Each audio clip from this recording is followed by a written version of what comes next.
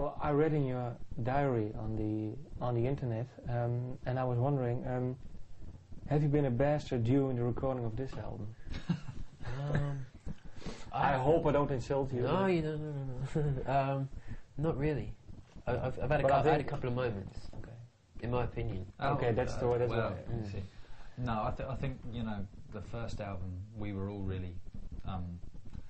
We felt a lot of pressure because with the first record you spend your whole life getting to that point, and then you get to make the record, and so I think things got out of hand. With the second record, you have the sort of confidence that the first record gives you because it did well and people connected with it. So those sort of things didn't happen so much, and I think it was a much more of a four-way thing.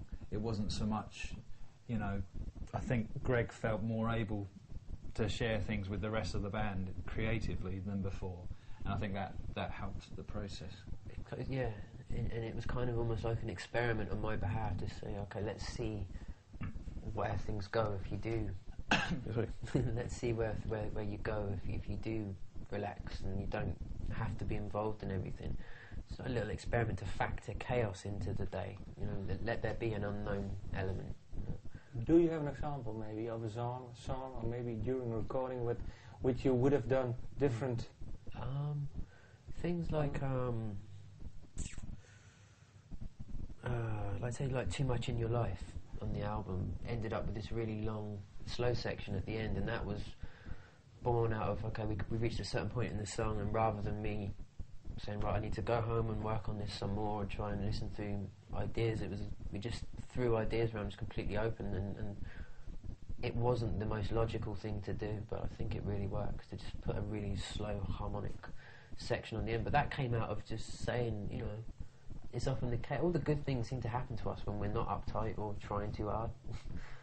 It's when you just relax a bit that things tend to happen. But isn't that then the essence of music? It is, but you forget that. You know what I mean? It's like you end up, you can believe that the slightest nuance can make a difference between people getting what you do or not getting what you do. I mean, you forget that the essence of the track is what's important. That's what people get. People either get the spirit and the essence. That's what connects with people, is the spirit of it. I think sometimes you can think that it's whether you play 16 notes rather, as opposed to 17 in a guitar solo, that is really going to turn it into the... Yeah. Not that we do guitar solos, because we don't. No. But